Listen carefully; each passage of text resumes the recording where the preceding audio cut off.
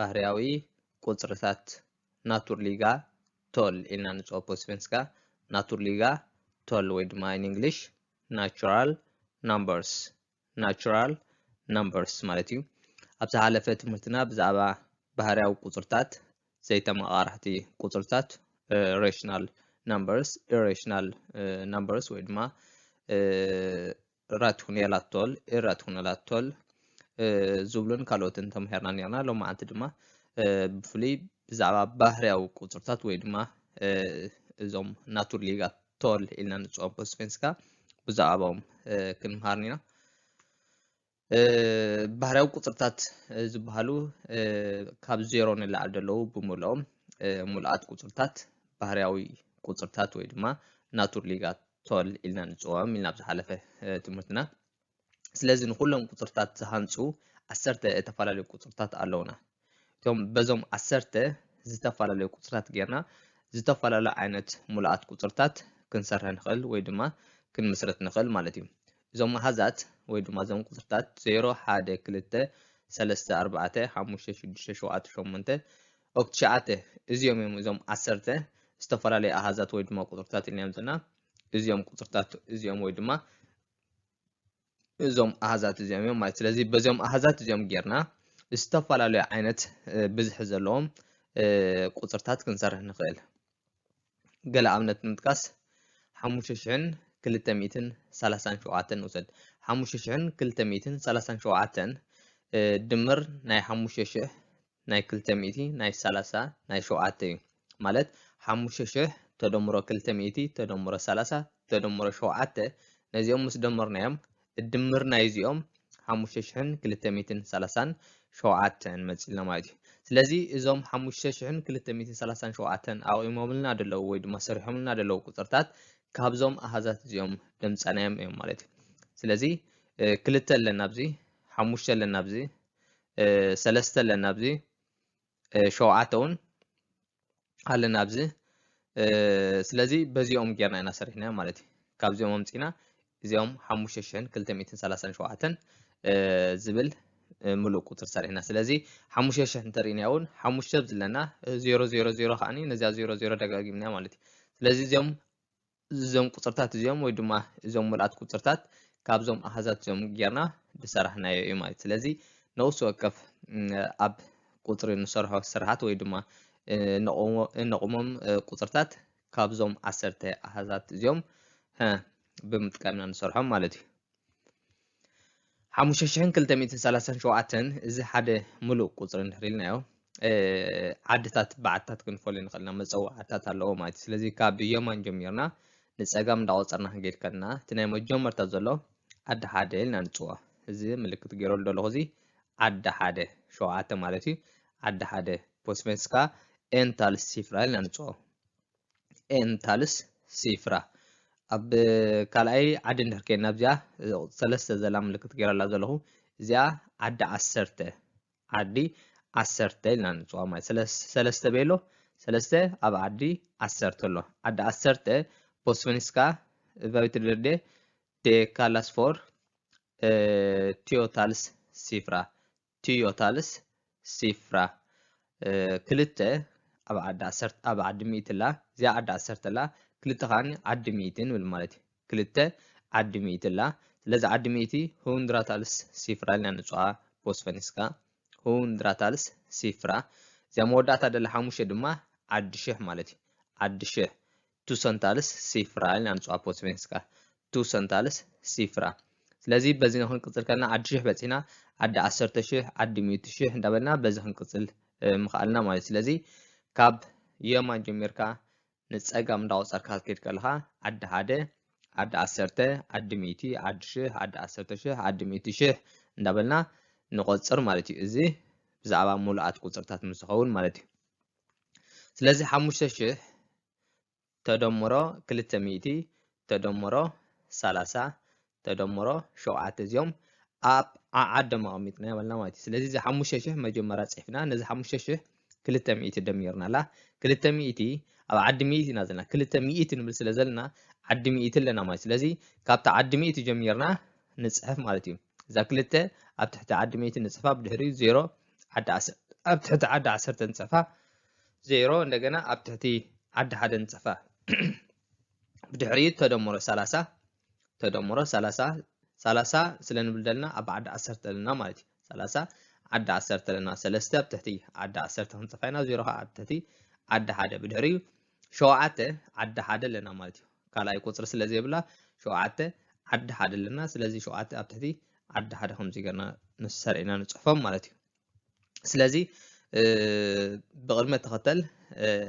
عدي أب تحتي عدي نوصل كيف نهدا سرعنا صحفنا نمدمارو يكون هنربحه يقللنا مالتي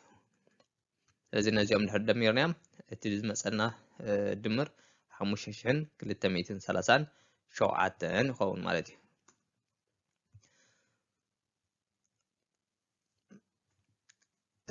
قصرتات بملو قصرتات رأي يكون بتصحفوا مالتي بخمسة جابون كل صحفهم نقلنا 5230 شوعتين نتبي ودما كوما 5340 شوعت 40 حموشن نبل سلازي كابزا كوما ندحر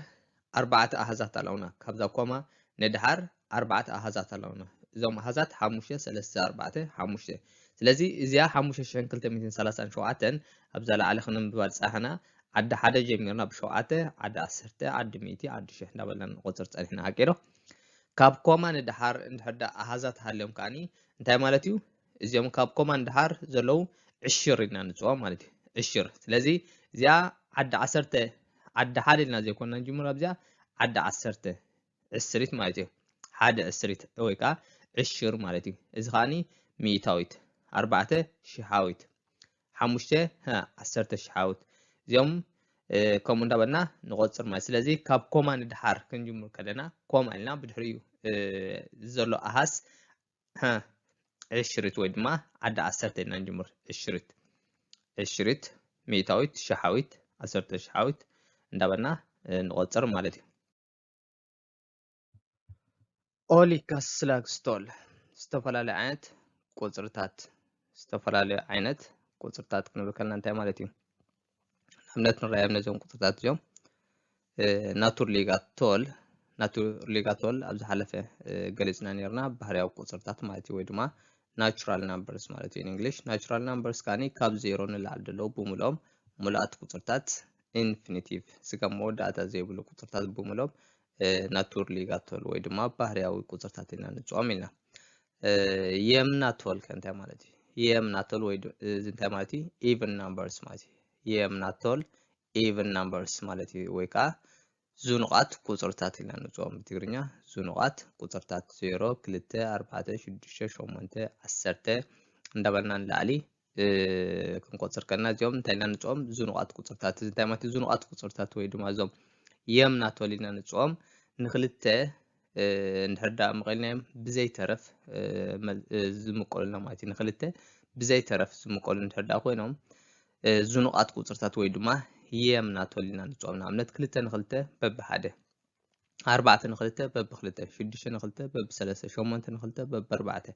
10 نخلته بب 5 يبصحم ማለት ስለዚህ ሓደ ቁጽሪ ንخلته بزي ترف خمقلنا ዝኽእል نحردا ኮይኑ even number ወይ ድማ ዝኑቅ ቁጽሪ ኢልና ንጽኦም ማለት እዩ ኡዳቶል ካኒ አንጻሩ ኡዳቶል ንሕዳ ኮይኑ ካኒ odd numbers ማለት እዩ ኡዳቶል odd number ወይ ድማ ዘይዙኑቃት ቁጽርታት ኢልና ንጽኦም ትግርኛ ዘይዙኑቃት ቁጽርታት 1 3 5 7 9 11 13 15 እንደበልና ቁጽር ከና እዚኦም ዘይዙኑቃት ቁጽርታት ኢልና ንጽኦም ዘይዙኑቃት ቁጽርታት ማለት ካኒ ንክልተ ብዘይ ተረፍ ክምቀሉልና ዘይክሉ ማለት እዩ ንክልተ ብዘይ ተረፍ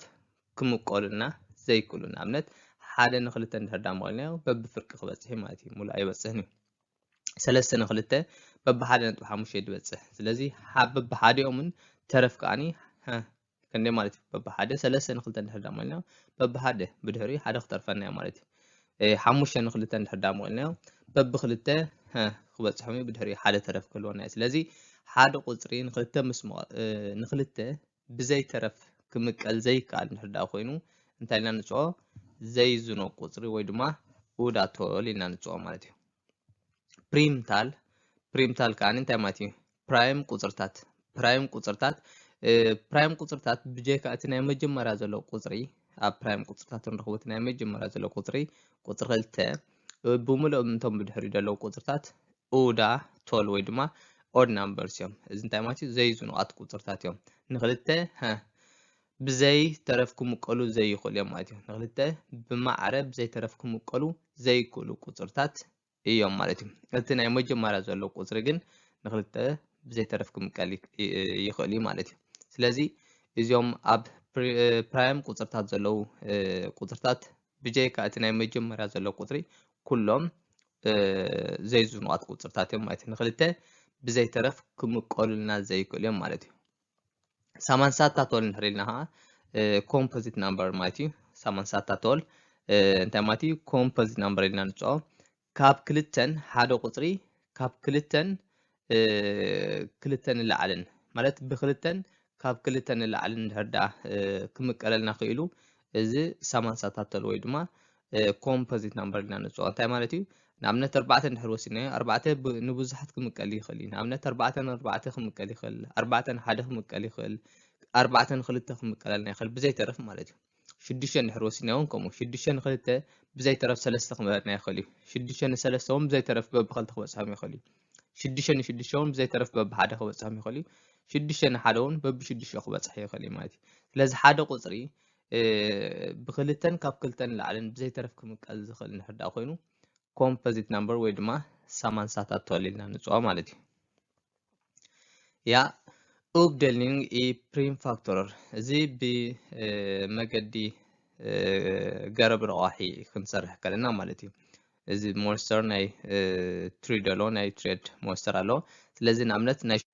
نعملت سوسا نخلت نهدام قلنا بب سلاسة مالتي عندنا سلاسة بب حموشة نهدام قلنا بب شدش بس حنا مالتي لازم تماتي حموشة زروها بشدشته سلاسة نبلادنا مالتي بدهري شدش خاني نبعلو رواحي تطلو بب خلته كلتن هردان شدشين خلتن هر مالنا بب سلسة بس حنا ما سلازي كلتا زروها بسلسة عني شدشته سلازي توم روحت قطرتات نايسوسا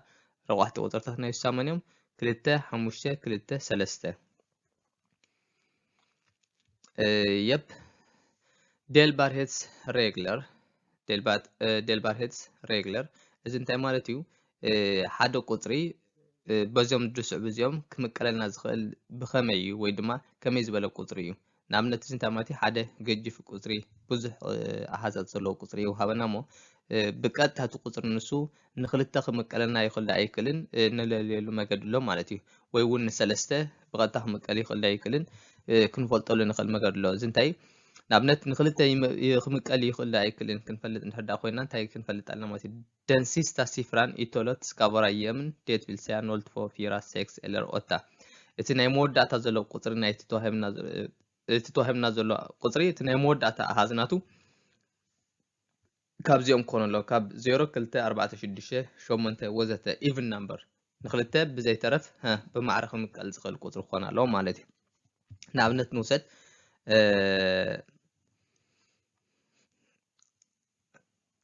حاده سلسته كلته سلازي اتناي موداتا قطري ويكا اتناي موداتا احاز نايتي توهبنا زلو قطري even number كون الله لنا سلازي even number كلته even number كلتن خلته بحاده خبصهم يقول سلازي كلته even number سلاز خونه بملؤ از قطر زيون نخلته خمقل يكاليو مالتي أب بسلسته خمقلنا زقل قطرها كم يزبلي نسلسته خمقلنا زقل قطرها خم يزبلي تولت صفر سوما سكابورا ديل بار ميد تري تولت صفر سوما سكابورا ديل بار ميد تري إذا تمارتيو دمر نايتهم أبتي توهبنا زلو عبي قطري زلو أحزات ناتهم دمر نسلسته خمقلنا خلالو نسلسته خمقلنا خلالو إذا تمارتين عبنت حاده سلسته شومنته زيوم توهبنا له 230 شومنتن امنا توهبنا له 230 شومنتن نسلسته خمقلنا يخل دا ايكل كنفلط ابو كله كنفلط نخلنا اذا دمر نايزوم احزات زيوم ንሰለስተ ክምቀል ንሕዳ ኮይኑ እኺሉ እዚኣ ብምልእታ ዘቁፅር እዚኣውን ክትምቀለልና ትኽእል እያ ማለት እዩ ንኣብነት እንታይ ማለት እዩ ሓደ ተደምሮ ሰለስተ ተደምሮ ሸሞንተ እዚኦም ድሕር ደሚርናዮም ናይ እዚኦም ድምር ንሰለስተ ይምቀል ዳ ይምቀልን ክርየና ስለዚ ሓደ ተደምሮ ሰለስተ ኣርባዕተ ተደምሮ ሸሞንተ 12 12 ስለዚ 12 ንሰለስተ ይምቀል ዶ ወይ ምቀል በብክንደይ በብ4 ይብፅሐና ማለት እዩ ይበፅሐና 12 ዝተመቀለ ንሰለስተ በብ4 ስለዚ እዛ 138 እዚኣውን ንሰለስተ ክትምቀለልና ትኽእል እያ ማለት እዩ በዚ ኣጋጣሚ ስለዚ ድምር ናይቶም ኣብቲ ተዋሂብና ዘሎ ቁፅሪ ዘሎ ኣሃዛት ንሰለስተ ንዖም ምስ ደመርናዮም ንሰለስተ ከዓ ክምቀል ዝኽእል እንድሕር ዳኣ ኮይኑ እቲ ውፅኢት ናይቲ ድምር እቲ ብምሉእ እቲ ተዋሂብና ዘሎ ቁፅሪ እውን ንሰለስተ ክምቀል ይከኣል እዩ ማለት እዩ ንኣርባዕተ ክምቀል ዝኽእል ቁፅሪ ኸ ከመይ ዝበሉ ቁፅርታት እዮም ንኣርባዕተ ክምቀሉልና ዝኽእሉ ኸ Talet sista två sista siffror ska bilda ett tal som är delbart med 4. እዚ ኻኒ እቶም ናይ መወዳእታ ኣብቲ ተዋሂብና ዘለዉ ቁፅሪ ዘለዉ ኣሃዛት እቶም ክልተ ናይ መወዳእታ ኣሃዛት ተደሚሮም ንኣርባዕተ ክምቀሉ ኣለዎም ተደሚሮም ንኣርባዕተ ክምቀሉ ክኽእሉ ኣለዎም ንኣብነት ንውሰድ ኣብዚ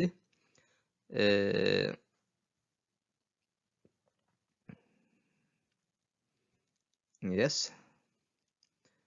ክልተ ኣርባዕተ ሸሞንተ ንኣብነት ማለት እዩ እዚኦም ሓደ ቁፅሪ ተዋሂብና ኣሎ እዚ ቁፅሪ እዚ ንኣርባዕተ ክምቀል ይኽእል ኣይክእልን ክንፈልጥ እንድሕር ዳኣ ደሊና መጀመርያ ነዚኦም ክልተ ናይ መወዳእታ ዘለዉ ኣሃዛት ነዚኦም ንርአ ነዚኦም ክልተ ኣሃዛት እዚኦም ንሸሞንተን ንኣርባዕተን ነዚኦም ንርአ እዚኦም ደሚርናዮም ክንደይ ኣርባዕተ ተደምሮ ሸሞንተ ንብል ማለት እዩ ኣርባዕተ ተደምሮ ሸሞንተ እንድሕር ዳኣ ጌርናዮም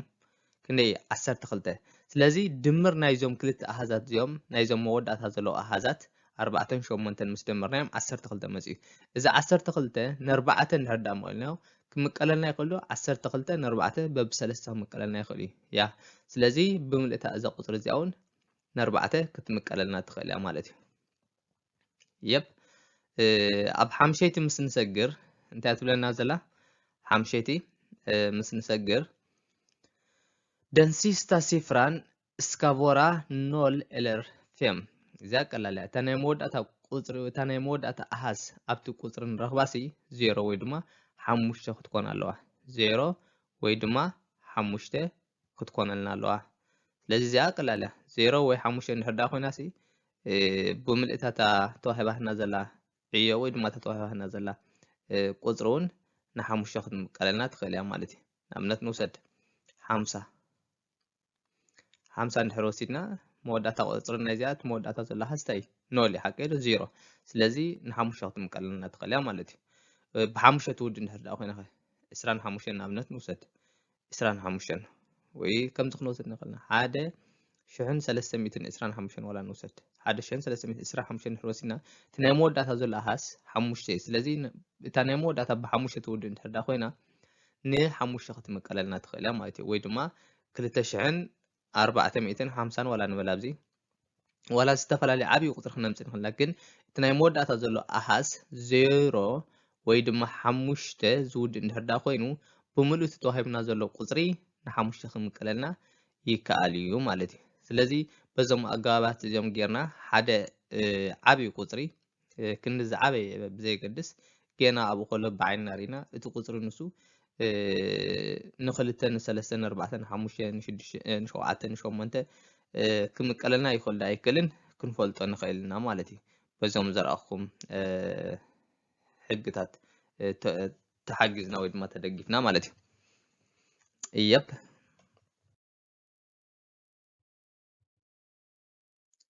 Ja,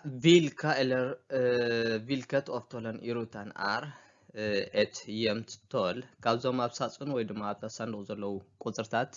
ኣየኖት ወይ ድማ ኣየናይ ቁፅሪ እዩ ኢቭን ናምበር ወይ ድማ የምት ታል ዝኑቕ ቁፅሪ ኢልና ንፅውዖ ቁፅሪ ካብዞም ኣብ ሳጹን ዘለውሲ ኣየናይ ቁፅሪ ወይ ድማ ኣየኖት ቁፅርታት እዮም የምት ታል ማለት ትግርኛ እንታይ ማለት እዩ ዝኑቃት ቁፅርታት ማለት እዩ even numbers ንክልተ ብማዕረ ብዘይ ተረፍ ክምቀሉ ዝኽእሉ ቁፅርታት ማለት እዩ ስለዚ ካብዚኦም መነመንዮም ንኣብነት 6 ኣለና 0 ኣለና 12 ኣለና 2 ኣለና ስለዚ እቶም እየምት ቶል ወይ ድማ even numbers ዝበሃሉ 0 2 6 ኦክ 12 እዮም ማለት እዩ ቢ naturally ቶል naturally ቶል natural numbers ማለት እዩ ባህርያዊ ቁፅርታት ማለት እዩ ባህርያዊ ቁፅርታት ካብ 0 ንላዕሊ ዘለዉ ሙሉኣት ቁፅርታት ብምሎም natural numbers ወይ ድማ ባህርያዊ ቁፅርታት ይበሃሉ ኢልና ኣብ ዝሓለፈ ትምህርትና ስለዚ ካብዞም ኣብ ሳፅን ወይ ድማ ኣብ ሳንዱቕ ዘለዉ ቁፅርታት natural numbers ወይ ድማ ባህርያዊ ቁፅርታት ዝበሃሉስ በዓል መን እዮም ይብለና ኣሎ ስለዚ እዞም ኣብ ሳፅን ዘለዉ ብምሎም እዚኦም ካብ 0 ንላዕሊ እዮም ስለዚ ካብ 0 ንላዕሊ እንድሕር ዳ ኮይኖም ከዓኒ natural numbers ወይ ድማ ባህርያዊ ቁፅርታት እዮም ስለዚ ብምሎም እዞም ኣብ ሳፅን ዘለዉ naturally ቶል እዮም ማለት እዩ ስለዚ ኣላ ሴ ፕሪምታል ፕሪምታል እንታይ ማለት ኢልና ፕሪምታል ማለት ብጀይካ እቲ ናይ መጀመርታ ቁፅሪ ብምልኦም ንክልተ ብዘይ ተረፍ ብማዕረ ክምቀሉ ዘይኽእሉ ቁፅርታት እዮም ፕሉስ እንታይ ኣለዎም እቲ ቁፅሪ ፕሪምታል ወይ ድማ ፕራይም ቁፅርታት እቲ ሓደ ቁፅሪ ንገዛእ ርእሱን ምስ ሓደን ጥራይ ክምቀል ዝኽእል ብዘይ ተረፍ ክምቀል ዝኽእል ማለት እዩ ንሕዳ ኮይኑ ፕራይም ቁፅርታት ኢና ንፅኦም ማለት ስለዚ 17 5 2 እዚኦም እንታይ ኢና ንፅኦም ፕሪምታል ወይ ድማ ፕራይም ቁፅርታት ኢና ንፅኦም ማለት እዩ ዴ ኡዳቶል ኡዳቶል ኡዳቶል ከዓኒ ንክልተ ብዘይ ተረፍ ብማዕረ ክምቀሉ ዘይክእሉ እዮም ኡዳቶል ንክልተ ብማዕረ ብዘይ ተረፍ ክምቀሉልና ዘይክእሉ እንድሕር ዳ ኮይኖም odd numbers ወይ ድማ ኡዳቶል ኢልና ንፅኦም ዘይዝኑቃት ቁፅርታት እሶም ከዓኒ 9 17 5 ማለት እዩ 9 ንክልተ ክምቀል ይከኣልኒ 17 ኦክ 5 እዚኦም ኡዳቶል ኢና ንፅኦም ማለት እዩ ሳማንሳት ቶል ወይ ድማ ኮምፖዚት ናምበርስ ማለት እዩ ኮምፖዚት ናምበርስ ከዓኒ ብክልተን ካብ ክልተን ላዕልን ክምቀሉ ዝኽእሉ ቁፅርታት እንድሕር ዳ ኮይኖም ኮምፖዚት ናምበርስ ኢና ንፅኦም ማለት ስለዚ ኣብዚ መለልና 9 6 12 ኣለውና ማለት እዩ ስባር 9 ማለት እዩ 8 ደላ ኣብዚ 9 ኦክ 12 ፕሉስ 6 የስ እዚኦም ካብ ሳማንሳት ቶል ኢና ንፅኦም ማለት እዩ 9 12 ኦክ 6 ዴላ ኦብ ቶለን ኢሩታን ኢፕሪም ፋክቶረር ነዞም ኣብ ላዕሊ ዘለዉ ቁፅራት ዴላ ኦብ ቶለን ኢሩታን ኢፕሪም ፋክቶረን ኣብዚ ሩታ ወይ ድማ ኣብዚ ሳንዱቕ ቁፅርታት ኣለውና ነዞም ቁፅርታት እዚኦም ከዓኒ